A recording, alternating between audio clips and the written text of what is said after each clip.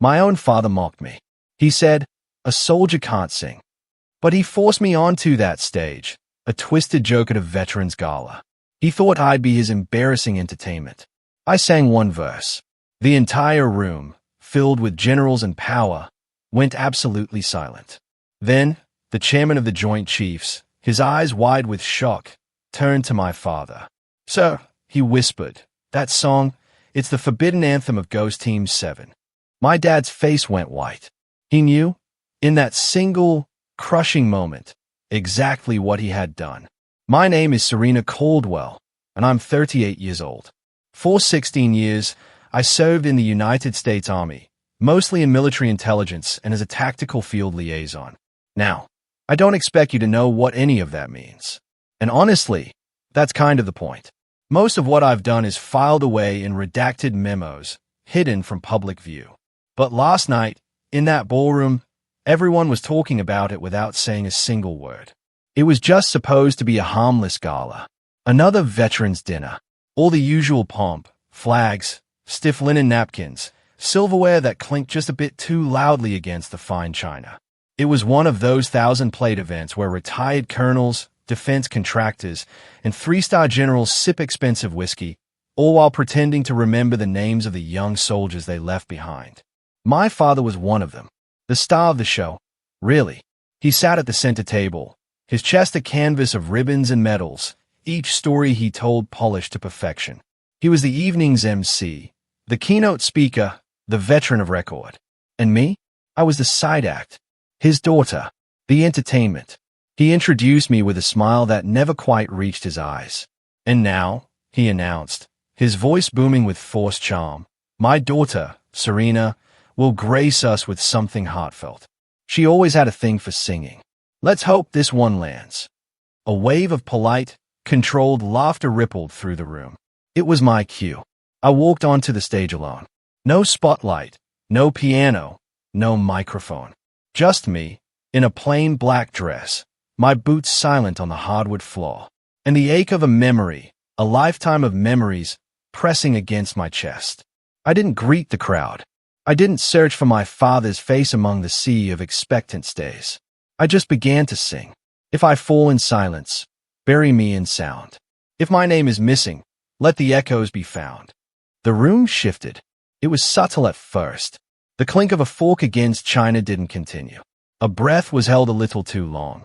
A waiter, closest to the stage, stopped mid-pour, his tray tilting precariously. The temperature dropped. Not literally, of course, but you know that feeling when a room suddenly goes cold because someone has spoken a truth that was never meant to be heard. That was it. The melody was simple, almost bay. My voice wasn't loud. It didn't need to be. It carried a different kind of weight, the kind only the forgotten ever truly know. By the second line, the air had thickened, growing heavy with unspoken things. Chairs creaked as people leaned forward. Someone stood up in the back, slowly, deliberately. Then, a voice. It broke through the stunned silence, commanding, but not angry. Just shocked. "Stop." Every head in the room turned. It was General Arthur Wexley, the current chairman of the Joint Chiefs of Staff. He rose slowly, his gaze locked on my father. "So," he repeated, his voice low, filled with an almost terrifying awe. "That song, it's the anthem of Ghost Team 7. The forbidden anthem." My father froze. His hands clenched, white-knuckled, on the edge of the table. The color drained from his face, leaving it ashen. I could see it all from the stage. His jaw slackened, his eyes darted, but he couldn't speak. And I didn't stop singing, because I knew exactly what that song meant. I knew the history it carried, and I knew the truth it was about to reveal. My father, in his arrogance, had just exposed a secret he'd spent 15 years helping to bury. And he'd done it by forcing me, his own daughter, to sing it as a joke. Just a few hours earlier, I'd been standing behind the velvet curtain, waiting for my turn. The gala buzzed with polished laughter and the delicate clinking of champagne flutes. My father, center stage, held the podium, his voice booming with pride, not for me, of course, but for himself. My daughter, Serena, served too, he'd announced, with that patronizing smile. Not in the way most of us did, of course. She had her own special contributions. He didn't wink, but his tone did the winking for him. She's here to sing us a little tune. Something sentimental, I'm told. Let's give her a hand. She could use the encouragement. More laughter. A few scattered, half-hearted claps. Someone muttered, "A singing soldier. That's new." Behind the curtain, I adjusted my collar. My throat was dry, but not from nerves. It was from anticipation. I'd made my choice days ago. I wasn't there to entertain. I was there to test a truth. He didn't know the song I'd picked. He didn't know the weight it carried. And he definitely didn't know that he was the reason I had carried that weight in silence for so long. Ghost Team 7 wasn't a name you'd find in any public archive. It wasn't even a real unit, not officially. It was born in the brutal aftermath of a failed extraction in Northern Africa. A black team. A shadow cell. Forgotten by design. They pulled down flags and stripped patches from uniforms before the first shot was even fired. I was the only communication specialist in that unit. And we'd written our own anthem. Not for glory. For memory. It had never been recorded. Never sung publicly. It lived only in the breath of those who carried the unbearable weight of what we'd done and what we'd lost. When my father handed me that stage, he thought he was humiliating me. He thought I'd crumble under his polite ridicule. He didn't realize I was walking toward a truth he'd spent years hiding behind his rank and his flawless reputation. And now, in a room filled with polished medals and unspoken debts, I was about to unwrap it, note by painful note. Not for applause, not for revenge, but because some names don't get etched in marble. Some names only survive in song. My father never saw me as a real soldier. He never said it out loud, not in those exact words. But it was in the way he introduced me, the way his voice changed when people asked what his daughter did in the army. His tone would get vague, his phrasing mechanical. She worked with some intelligence people, communications, not combat, you know. But I do know. I know that not combat was his polite way of saying not enough. I wasn't one of the guys kicking down doors or leading patrols through desert towns. I didn't carry a rifle into firefights. I didn't earn blood stripes or battlefield commendations the way he did in his glory days.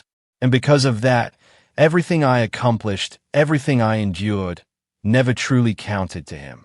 What he didn't mention, what he never wanted to understand, is that I coordinated 3 high-risk extractions across conflict zones where even medevacs wouldn't fly. I decoded encrypted transmissions from insurgent groups fast enough to prevent 2 ambushes. And I was embedded for 16 months straight in the Northern Corridor, relaying intelligence through firewalls, field static, and chaos. The only reason I didn't carry a gun more often was because I was too busy keeping people alive with information. But none of that mattered to him. Because I sang. He caught me once, after a particularly long mission, sitting by a tent in the DMZ. I was humming an old hymn I used to hear in church.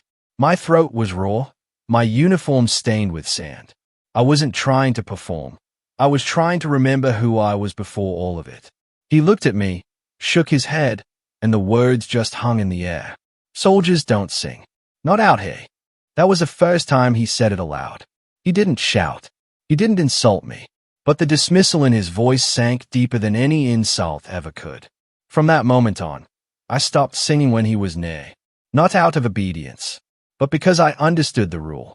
My voice was a threat to how he wanted to remember me. To him, a soldier was built on silence, grit, and action. And anything that sounded like softness, like grief, like music, like vulnerability, was a crack in the armor. But the irony is, I never felt like more of a soldier than when I was singing in the dark. I once sat beside a 23-year-old corporal named Brandon. He had a piece of shrapnel buried too deep for the medics to remove in the field. He was fading, panicking, begging to hear a human voice. So I sang.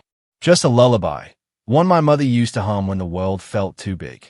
His breath slowed, his hand unclenched, and when the light in his eyes went out, there was no silence. There was music. I carried his dog tag in my front pocket for the rest of that mission. And I kept singing. Not because I needed to be heard, but because someone needed to be remembered. And still, Even after all of that, when I came home on leave and sat across the dinner table from my father, he asked, "So, when are you going to apply for a real promotion? Maybe move into command?" I told him I wasn't interested in command. "You'd rather sit in a room listening to headphones and humming? That's not exactly the army I know." That was the second time he said it.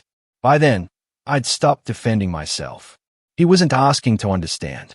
He was asking to remind me I didn't measure up to him. That whatever I was building, whoever I was becoming, it still didn't look enough like him.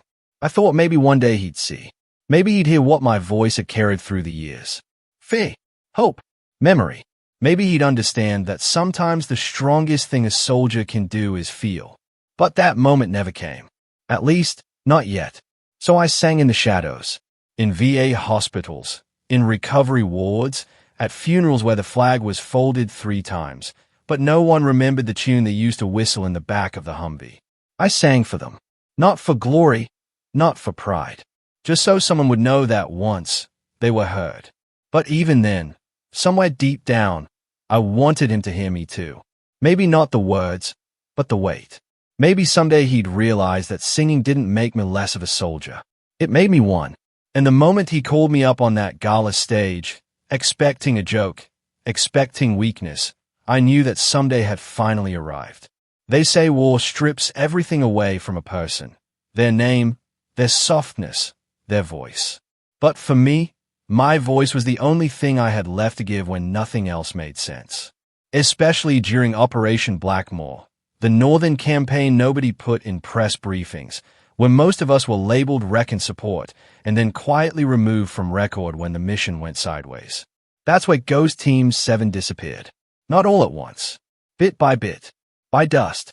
By silence. By order.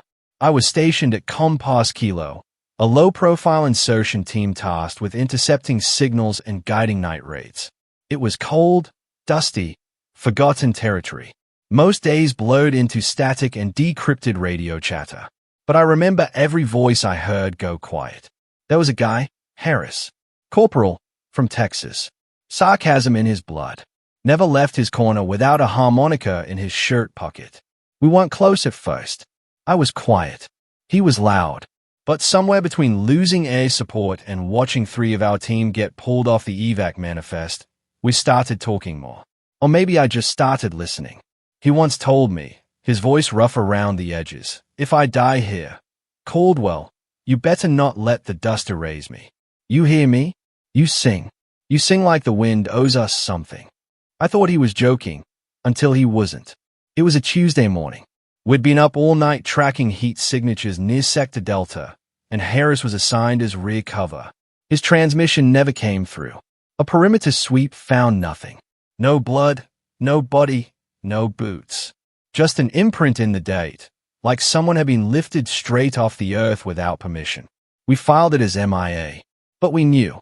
Ghost Team 7 always knew. And that night, with the wind howling over an empty ridge, I sang. Not because I was good at it. Not because it changed anything.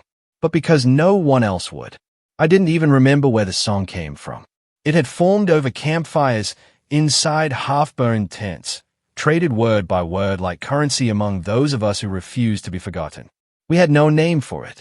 We just called it the song. If I fall in silence, bury me in sound. If my name is missing, let the echoes be found. It was barely more than a whisper. A rhythm born of grief, carried in memory. No official record of it ever existed. No MP3. No log sheet. Just verses scratched into a corner of my notebook, passed between team members like a pact. Ghost Team 7 didn't get medals. We got reassigned. We got erased. Our final mission was absorbed into an intelligence report stamped classified red zone failure. And then, nothing. I kept that notebook through 3 redeployments. Kept it after I left the service. Kept it when no one else remembered Harris. My father certainly didn't. He had heard of ghost teams, dismissed them as experimental, too soft for real combat, he'd said once. He never asked where I'd been stationed. Never asked who I lost. Just assumed if I came home without visible scars, then the rest must have been easy. But he didn't hear what I heard. Didn't hear Harris gasping into his headset, whispering, "Not yet." Didn't hear Petty Officer Lance weeping in the dark because he couldn't remember his daughter's voice. Didn't hear the wind clawing through the blackout tents as if it was searching for someone to carry home.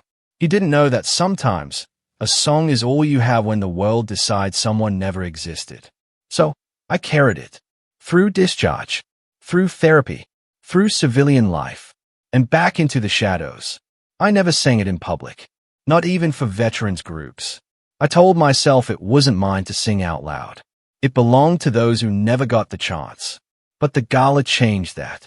When my father signed me up to perform as a joke, when he stood on that stage full of pride and arrogance, believing I was nothing more than background music, I realized something. He had helped bury the truth, but I had kept the voice. So I pulled the song out of the past. I dusted off the lines.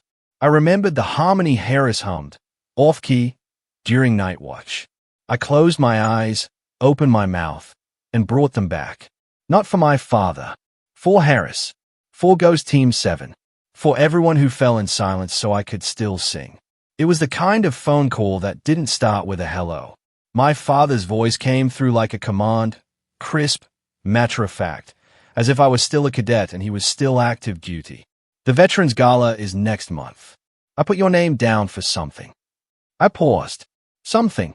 They needed a filler between the drum corps and the keynote. Figured you could do one of your songs. One of my songs. He said it like I collected them the way children collect marbles. Frivolous. Unnecessary. Something best left in the attic. There was no pride in his tone, no warmth. Just the casual confidence of a man who thought the world owed him a favor. And I was part of that debt. I stayed quiet. Silence had always been my safest weapon around him. He continued, "You'll go on around 7:40. Shouldn't be too hard. Just pick something patriotic. Nothing too slow. And keep it under 4 minutes. No invitation. No, would you like to? Just assignment." I let the silence stretch a beat longer, then said, "Sure." He sounded genuinely surprised. "Really?" "Yeah," I said. "Why not?" I could feel his satisfaction through the receiver. Even though he never said thank you, for him, my compliance was enough. What he didn't realize, what he never could have imagined, was that I already knew what I would sing. And it wasn't the Star-Spangled Banner. To him, the gala was just another night to shake hands and collect nod from other men who still called him Colonel, even though he'd been retired for over a decade. A room full of decorated war stories and glossy business cards from people who turned wars into contracts. It was theater, and he loved the stage. But for me, the stage was sacred.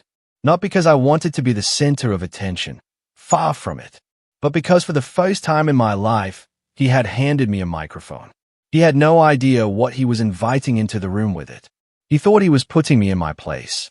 He didn't know that place came with a voice. And not just any voice. Our voice. The one we created in the dirt. In the silence. In the back corners of failed missions no one wanted to claim. The voice of Ghost Team 7. The voice of men and women who were stripped of their names and remembered only by those who didn't forget. I'd carried that voice quietly for years. In notebooks. In the breaths between intelligence briefings. In the hum beneath my ribs when I couldn't sleep. And now, thanks to my father's need for applause, I had an audience. I hadn't seen him in person in over a year.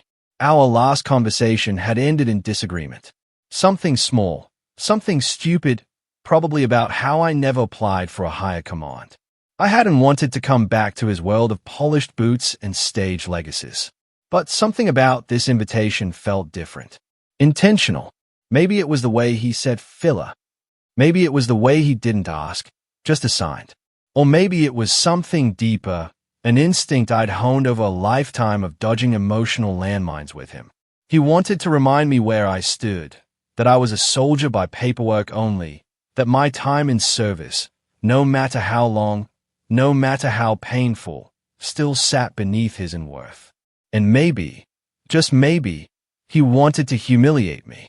I could see it already, me standing under dim light, singing some overdone patriotic tune while the crowd scrolled through their phones and politely clapped when it ended.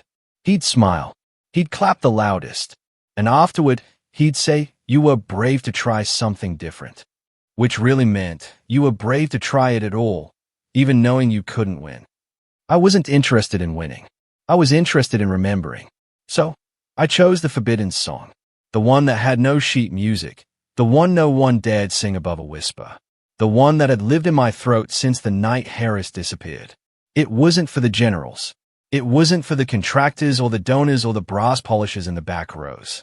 It was for Ghost Team 7. And it was for me. Because sometimes the most powerful thing you can do in front of a crowd that thinks they already know your story is tell the part they never expected to hear. I didn't rehearse in my living room. I didn't warm up scales in the mirror or record myself for pitch. There was no hairbrush for a microphone, no set list taped to the wall. When you're singing something that isn't supposed to exist, there's no point in practicing like you're preparing for applause. So instead, I drove out to Section 45B of the Arlington National Cemetery, the part tucked furthest from the tour paths. No statues, no fancy commemorative stones, just rows of the same white markers, names, dates, wars they weren't supposed to die in. And I sat today, not on a bench, not like a visitor. I sat in the date, between two graves whose names I didn't know, under a sky that felt too quiet for what I carried in my throat. I didn't come to sing pretty. I came to remember. The first note came out rough. I didn't try to polish it. I let it tremble, let it break, because that's how it sounded the first time I heard it. Beneath a torn tent flap in the middle of the desert, from a voice trying to stay alive long enough to finish the chorus. If I fall in silence, bury me in sound. It was never meant to be performed. It was never written for crowds. It was a song whispered between soldiers who knew they might never be buried properly. A song for those who would vanish from rosters and headlines and memory. A song for the ghosts.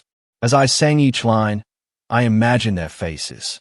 Harris, laughing with a mouthful of protein bar. Lance, hunched over a map, tracing extraction points with his pinky. Torres, who braided her hair even when no one would see it. None of them made it home. None of them got a eulogy. And yet, sitting there in Section 45B, I felt them closer than I ever had in a crowded room. I didn't look around to see if anyone was watching. I wasn't afraid of being overheard. Most people walked past that section without stopping. And those who did stop, they understood. My voice wasn't loud. It didn't need to be. The weight came from the pause between words, from the way the air caught in my chest before the second verse, from the memory of Harris grabbing my hand in the back of a Humvee and saying, "If I disappear, don't let me go quiet." For years, I'd kept that promise silently. I'd hum a tune in my head when I couldn't sleep. I'd mouth the lyrics in waiting rooms and field tents. But I never let the words out. Because once they were spoken, they would become real. And once they became real, they could be taken away. But now, my father had handed me a microphone, a room full of generals, a stage, and time. He thought he was giving me rope to embarrass myself. But all he did was unlock a door he thought was sealed forever. So I came to the cemetery to rehearse, not the melody, but the truth. To remind myself why I couldn't soften the edges, why I couldn't clean it up or pick something safer, why I couldn't dilute the song to fit inside a polite evening program. I wasn't going to perform it.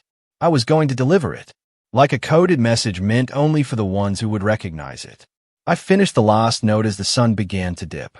My voice cracked on the final word. I let it. Some things aren't supposed to be polished. As I stood up and brushed the dust from my pants, I looked around and realized I wasn't alone. A man, older, maybe late 60s, stood off to the side, civilian clothes, bull cap in hand.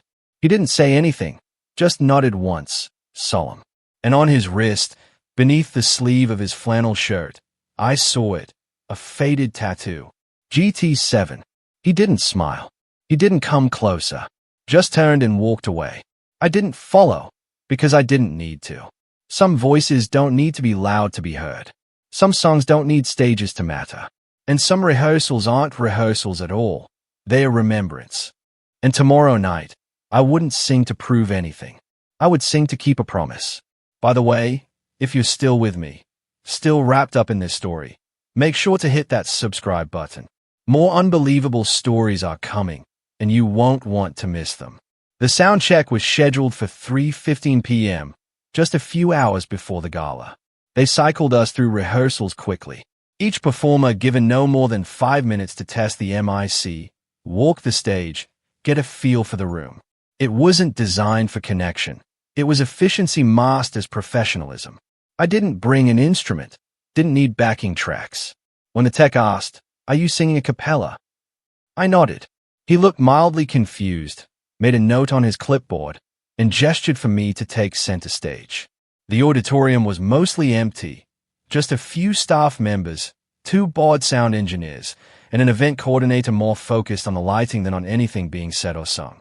The overhead spots weren't turned on yet, so the stage felt dim, almost cold, like a forgotten theater before curtain call. I stepped up to the microphone and waited for a signal. One of the engineers looked up, startled. "You can go ahead," he said, then leaned back in his seat. I closed my eyes, breathed in once, and whispered the first line. "If I fall in silence," it echoed gently across the empty seats. Even with no one truly listening, the room seemed to lean forward. I stopped after the second line. That was enough. Enough to feel the presence of it again, like Harris was somewhere behind the wings, nodding once, his harmonica in his pocket, his boots on the floor. I thanked the crew and stepped down. As I exited toward the far side of the stage, I felt a hand touch my shoulder. Not grabbing, just a light tap. I turned. A man stood there. Civilian clothes, old work boots, a weathered face, a Vietnam-era ball cap tucked under his arm. He didn't smile, didn't say a word. He just placed his hand over his chest, right above his heart. His eyes, gray, rimmed with age, never left mine.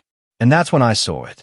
The sleeve of his flannel shirt was rolled up just enough for me to glimpse the inside of his wrist. The ink had faded over time, but the numbers were unmistakable. GT7. My breath caught. I hadn't seen those letters in years. Not printed, not spoken, not carved into dog tags, and certainly not tattooed into someone's flesh, still visible after all this time. For a second, I just stared. He didn't blink. He tapped twice on his chest, then nodded once, and turned to walk away. I wanted to call out, to ask his name, to know who he had lost, but I didn't. Because I understood. We don't ask. We don't explain. We carry. That moment was enough. It was confirmation. Not only that I wasn't the only one left, but that someone else had heard that song before. Not on a stage, not at a gala, but in the date, in the static, in the last breath of someone trying to pass down a memory before memory was taken from them. He had heard it. He had lived it. And now, somehow, he knew what I was going to do. After he left, I stood there for a minute, motionless. The theater was empty again. Just me and the echoes. And suddenly, I didn't feel so alone. There's a unique kind of isolation that comes from surviving something no one believes happened. When the world tells you that what you remember isn't written anywhere. When even your own family dismisses your experience as exaggeration or fabrication, you start to doubt whether it was real at all. But then a stranger walks up, taps your shoulder, and shows you ink older than your entire career. Ink that matches your memory. And you realize you were never crazy. You were just quiet. Because that's what survivors do. We don't shout. We sing. We hum the pain into corners. We bury it in verse. We hold it in our throats until someone else hears the tune and says, "I know that one." That man didn't need to say anything. His silence was a language I hadn't spoken aloud in years. And in that moment, I knew with absolute certainty, when I opened my mouth on stage that night, at that gala full of generals and power and control, someone would understand. Someone would hear the weight behind the melody. And someone, maybe not everyone, but someone would know this wasn't a performance. It was a resurrection. The lights were too bright. They always are in ballrooms like that. Overhead fixtures designed to spotlight medals and hairlines, not emotion. The room was all gold accents and polished steel, with the kind of shine that made every surface feel like it was watching. My heels clicked once on the stage floor, and then the room fell quiet. Not because of me. No one knew who I was. They were settling out of habit, trained by decades of ceremonies and military decorum to give attention to the next speaker or singer or harmless interlude. I reached the microphone. My palms were steady. My voice wasn't caught in my throat. I didn't even feel nervous, just cold, like the air had forgotten how to hold warmth. I didn't look for him. My father was somewhere in the front third of the room. I was sure of it, probably sitting ramrod straight, chin tilted slightly, a glass of something amber-colored in his hand. I didn't need to see his face to know what expression he wore. Polite expectation bordering on restrained embarrassment. I didn't greet the audience. I didn't thank anyone for the opportunity. I didn't smile. I just began. If I fall in silence, bury me in sound. The words barely filled the space at first. There was no reverb, no echo, just my voice and the velvet stillness of a room full of strangers, too dignified to whisper, too conditioned to interrupt. But then something happened. Around the fifth row, a man's head lifted, his brows creased. He tilted slightly to the side, like he was trying to hear something he hadn't expected. A table to the left shifted. A fork clinked gently against porcelain, then stopped. In the back, someone lowered their phone. By the second line, the tension had changed. I could feel it, not as volume, but as absence. The absence of coughs, of shuffles, of that subtle, well-practiced indifference that filled most gala performances. The absence of noise told me everything I needed to know. They were listening, and not just listening, they were hearing. Because this wasn't a song built to impress. It wasn't clean. It wasn't rehearsed. It wasn't safe. It was a melody born in chaos, nursed in silence, buried under 100 unmarked events. It carried no official seal, no recognition, no protocol, but it carried truth. I sang the second verse slower. If my name is missing, let the echoes be found. The air thickened, not dramatically, not in a cinematic way, but in that subtle, suffocating way that fills a room when people realize they're hearing something they weren't supposed to hear. The generals in the front row stopped fidgeting. A woman from the DoD leaned forward in her chair. Somewhere to my right, I heard a glass set down gently on a linen-covered table. I still hadn't looked at my father. I didn't need to, because in that moment, I could feel him. Trapped by the realization of what I was singing. Trapped by the memory he thought no one would ever resurrect. Trapped by the unmistakable lines of a song that was never written down, only carried from throat to throat like a secret prayer passed between ghosts. And now, it was out. On stage. In public. In front of the men and women who had once signed off on silence like it was strategy. I let the last note fall into the quiet. No vibrato, no dramatic hold. Just a clean end, like the way a breath leaves a body unannounced. For 3 seconds, no one moved. I counted. 1, 2, 3. Then came the shift. It was subtle at first, a slight intake of breath. A single pair of hands raised a clap, but stopped midway. And then a voice, low, heavy, commanding. Stop. Every neck in the room turned toward it. A man had risen, tall, lean, with silver hair and a chest full of stars. General Arthur Wexley, chairman of the Joint Chiefs. He was no stranger to decorum. But now he stood in complete violation of it, staring straight ahead with an expression that sent a ripple through the room. He didn't speak to me. He looked at my father and said, "Sir, that song, it's the forbidden anthem of Ghost Team 7. The words landed like shrapnel. I didn't move, didn't flinch, but inside, I felt something shift. A silence cracking open, like old ground finally giving way after too long holding the weight. My father didn't stand. He didn't speak. But in that moment, in the way his body stilled, the way the color drained from his face, the way his pride turned to ash, I knew he had heard me. And more importantly, I knew he understood what I had just done. The silence didn't break. It fractured.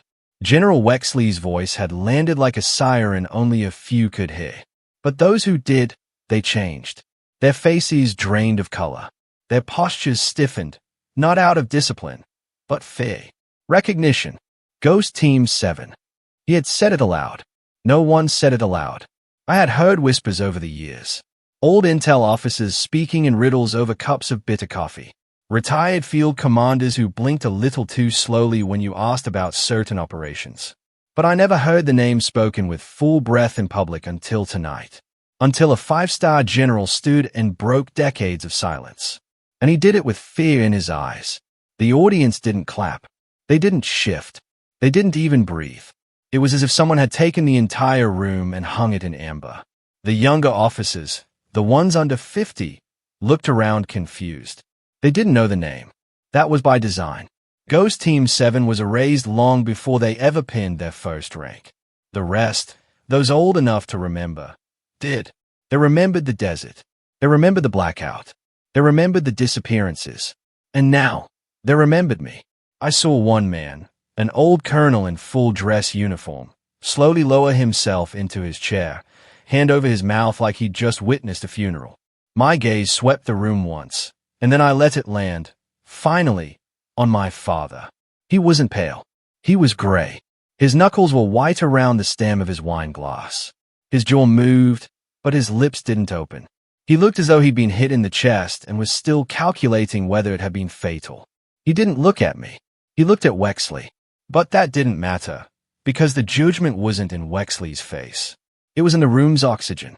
He could feel it, the weight of a secret unearthed, the sting of a legacy unraveling. He had once told me, there are songs you don't sing, not if you want to keep your career. I had just sung one, in front of 400 careers. Wexley stepped forward, not toward me, but toward the center aisle. His voice was low now, speaking to no one and everyone at once. This anthem was never authorized. It was never meant to exist. But it did. We know it did. His eyes moved in my direction, but he didn't address me by name. He didn't have to. Someone remembered someone who was there. Another murmur, then silence again. A woman 3 tables from the front, A-Force, whispered something to the man beside her. He nodded once, slowly. Recognition. She knew, or knew someone who had known. A ripple, not of noise, but of realization, passed through the room. There had been stories of an elite wrecking unit formed in the early 2000s. Off books, burned before it was ever acknowledged. Missions denied even in classified logs. Names wiped. Families told only they died in training. And at the center of that silence, my father, not just a bystander, a signer. The directive to erase Ghost Team 7 hadn't floated down from some ambiguous cloud of authority. It had passed through his office, through his pen, through his decision. He had once told me war was won by those willing to do what others wouldn't. But he never expected that I'd be willing to remember what he wouldn't. That song wasn't just a melody. It was a cipher, a fingerprint, a signal flare fired straight into the polished ceiling of a ballroom full of ghosts pretending to be clean. And now it couldn't be unsung. General Wexley faced the crowd again. This time, his voice was edged in finality. This changes everything. He didn't elaborate. He didn't need to, because everyone in that room knew. This wasn't just about a song. This was about accountability, memory, the unburied truth. I held my ground. I didn't step down from the stage. Behind me, the flag fluttered slightly from the AC vent. Red, white, and the shade of history no one wanted to name. And my father, he still hadn't moved, because there is no protocol for what happens when the past sings louder than your rank. My name is Serena Caldwell. I'm 35 years old, and I've served in psychological operations long enough to know truth is a shapeshifter. It can be redacted, buried, rewritten, but it always leaves fingerprints. 3 days after the gala, I received a quiet request to report to a military archive facility. Remote, windowless, buried in a hillside outside Arlington. No briefing, no uniform required. Just me, a badge, and a silent escort who never asked my name. Inside, the cold was different. Not from temperature, but from time. Everything here was still. Paper, still. Memory, still. A clerk led me to a terminal. No words, just a gesture. A beige folder sat sealed in front of me, its flap marked in red. Access by joint order only. Yet someone had cleared my ID. Inside were images, first. Black and white reconnaissance photos from the northern corridor. Grainy, yet unmistakable. I knew the buildings. I knew the scorched earth. Then came names. Harris, Torres, Miles. Mine, with a question mark beside it. Then I found it. Page 47, top right corner, Operation Black Ribbon. Middle, Authorization for asset withdrawal. Bottom. Signature, Lieutenant General Thomas Caldwell. My father. He hadn't just known. He had approved the withdrawal of support. Pulled extraction. Signed off on our abandonment. My chest didn't tighten. My fingers didn't shake. I didn't cry. Not here. Not in this mausoleum of secrets. I turned the page. Addendum. Reason for withdrawal.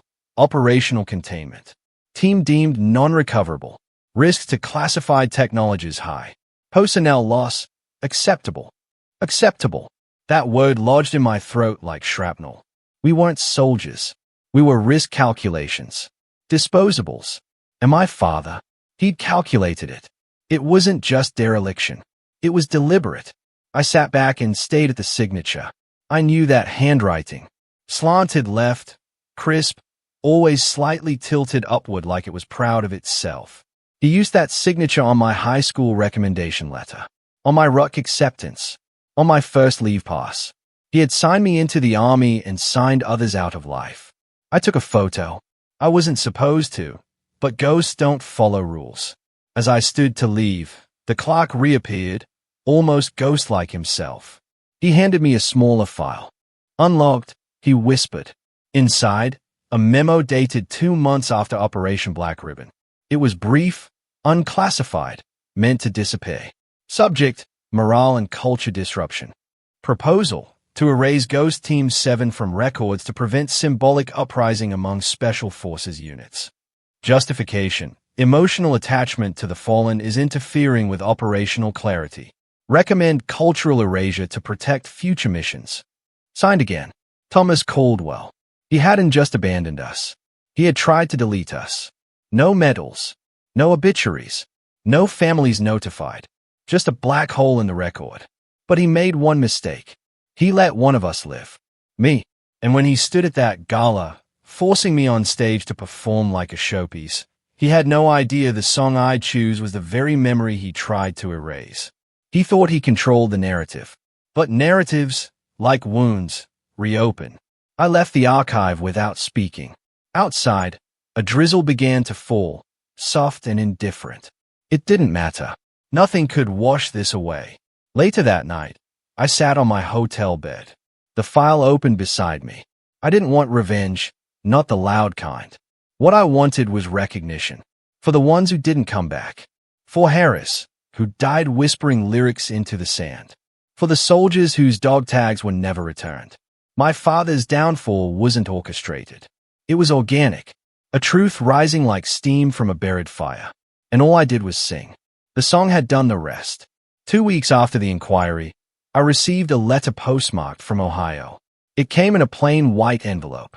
No return address, just my name, handwritten in blue ink with a slight tremble to the strokes. At first, I thought it was another anonymous critic. After the gala, the internet had plenty to say. Some called me a hero, others called me a traitor. I stopped reading most of it, but something about this envelope made me pause. I opened it slowly. Inside was a folded sheet of lined paper, the kind you find in old spiral notebooks. The handwriting was neat, careful, the kind of writing people used when they believed words should be legible, even when your hands were shaking. It began, Dear Sergeant Caldwell, my name is Janice Harris. I'm writing to you not as a critic or an officer or even a citizen, but as a mother. I sat down. I don't know if you remember my son, Corporal Benjamin Harris. He served with you. I believe, in that unit no one's allowed to name. He never told me much. Said it was safer that way. Said there were things even a mother didn't need to know. But I knew when he stopped writing letters home that something had happened. My chest tightened. I found out about the gala through a veterans group. They posted your performance. Said you sang something that made a 4-star general freeze in his seat. At first I didn't know what they meant. Then I watched the video. What little someone managed to record on a phone. The sound was rough, but when I heard that first line, I had to pause it. You see, my son used to hum that tune before bed. Not just once, for months, every night. I thought it was something from a movie, something he picked up overseas. But he would never tell me where it came from. The lyrics. He only sang the first verse. Then he'd stop, smile, and say, That's enough for tonight, Ma. I held the paper tighter. I watched your face when you sang it, and I saw what he must have seen in those final moments. Someone who didn't forget. Someone who kept the promise. I wiped my eyes. You don't owe me an apology. I'm not writing for justice or answers. I'm writing because for the first time in 12 years, I feel like someone else remembers my boy. Not as a statistic or a footnote, but as a voice, a soul. Thank you for remembering him. Thank you for singing. Thank you for not letting the wind carry all of him away. The letter ended with a single sentence that broke something in me softly and fully. He used to hum that song in the kitchen, even while making toast. I didn't cry when Harris died. I didn't cry when they denied the unit ever existed. I didn't even cry at the inquiry. But I cried then, not because of the war, not because of my father, but because I remembered that exact moment. It was after a supply drop in the desert. We were exhausted, bone deep. The only food we had left was powdered eggs and stale crackers. Harris offered to cook, called it desert toast. He whistled that tune the whole time, said it was his way of keeping the dust out of his thoughts. And now, his mother knew. She didn't need medals or monuments. She just needed to know her son wasn't forgotten. So I sat down and wrote back. I told her, yes, I remember him. He sang louder than the mortar fire. He laughed harder than our fear. He was our compass even when there was no map.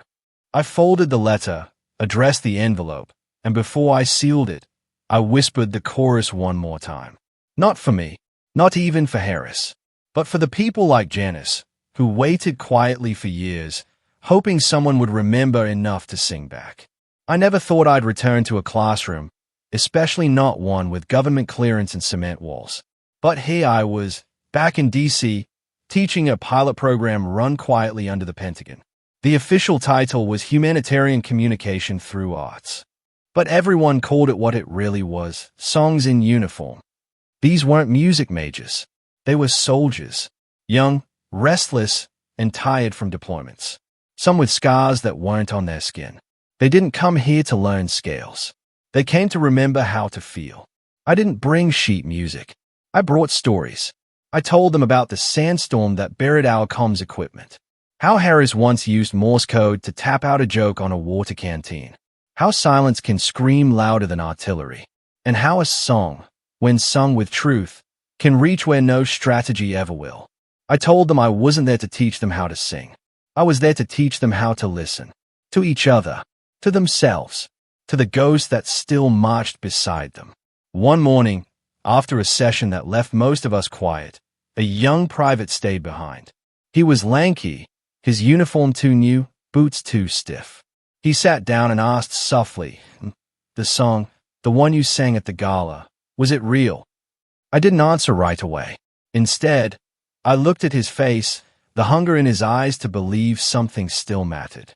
I thought of the graves with no names, the mothers who never got closure, the nights I had sung into nothing just to feel like I still had a voice. Finally, I smiled. "If you ever hear it again," I said, "in the middle of the night, through static or wind or memory, then yes. It's real." He nodded, said thank you, didn't ask anything else. And somehow, that was enough. Because this was a new battlefield now. Hearts, not maps. Memories, not medals. And if one soldier walked out of that room remembering Harris's name, or the note that never made it onto a staff report, then I had done my job. I wasn't just teaching a class. I was passing the torch. There was no stage this time. No podium. No polished boots or silver stars in the front row. Just me, the grass, and the hush of dust pressing against the backs of unnamed headstones. This wasn't a concert. It was a reckoning. The wind carried the first note before I did. And then I sang. Not loud. Not for anyone living. But steady, soft, the way Harris had when he whispered it under his breath while we waited for help that never came. There was no applause, only quiet. But in that stillness, I felt them. Harris, Jenna, Mads, Ghost Team 7. Each one standing without uniforms, without ranks, just memories stitched together by melody. I wasn't there to perform. I was there to remember. My father never came to this place. Maybe he couldn't. Or maybe he thought he didn't belong. He was right, in a way. This wasn't for the ones who issued orders. It was for the ones who followed them into the dark and never made it back. As the last note faded, I knelt. Not because it was ceremonial, not because anyone was watching, but because it felt right. Because sometimes a song is all that remains of a life, and sometimes it's justice. Thank you for allowing me to walk this story all the way to the end with you.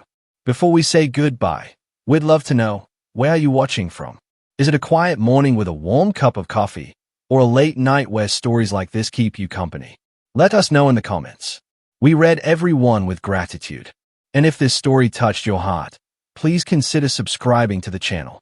Not just to hear more stories like this, but to be part of a community that still believes in kindness, healing, and second chances. Thank you for spending your time with us today. Wherever you are, we hope you carry this story with you. And remember, sometimes a miracle doesn't knock on your door. It waits quietly until you're ready to open your heart. Take care, and we'll see you in the next one.